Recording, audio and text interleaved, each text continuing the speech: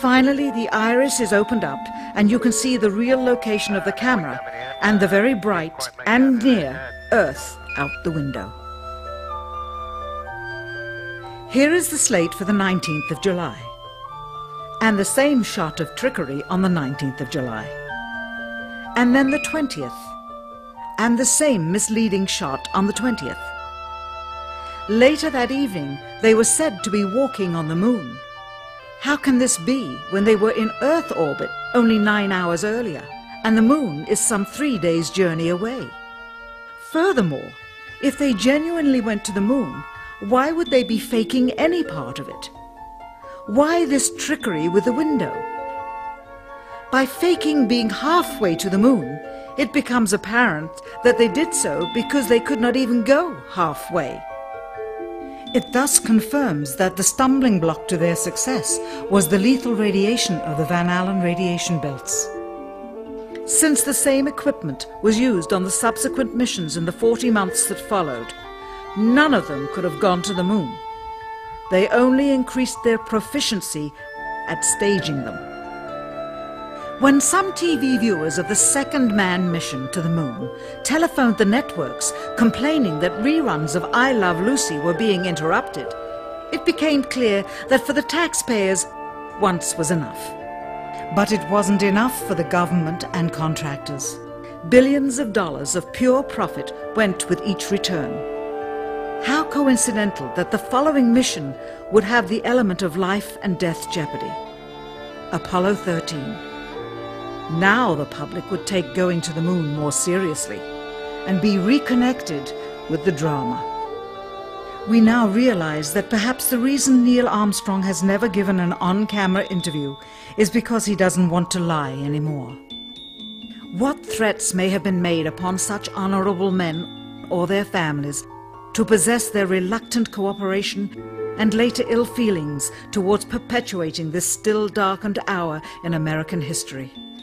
NASA's highest-ranking official, James Webb, resigned without explanation just days before the first Apollo mission. Why, when he was on the threshold of achieving the greatest accomplishment of his career? All 3 Apollo 11 astronauts also resigned shortly after their return. On the 25th anniversary of the event, in 1994, Neil Armstrong made a rare public appearance and held back tears as he spoke these brief cryptic remarks before the next generation of taxpayers as they toured the White House.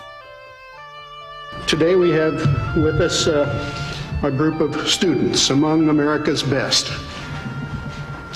To you we say, we have only completed a beginning. We leave you much that is undone. There are great ideas undiscovered, breakthroughs available to those who can remove one of truth's protective layers. He is that layer. Perhaps someday soon, with the uncovering of this footage and its meaning, the true patriots of America will rise up or come forward and free the citizens and themselves from the sin that so easily entangles and from a federal government that needs to have the gangrene cut off. Even if the government's destruction would come from the truth, then it is not worthy to stand, and its betterment would inevitably follow. All of us are mortal. All of us will die. Perhaps the seeking of a clear conscience before that hour will motivate the truth into the light. Perhaps as citizens we should offer amnesty for this and other crimes of history, for facts from those involved, before the truth perishes with them.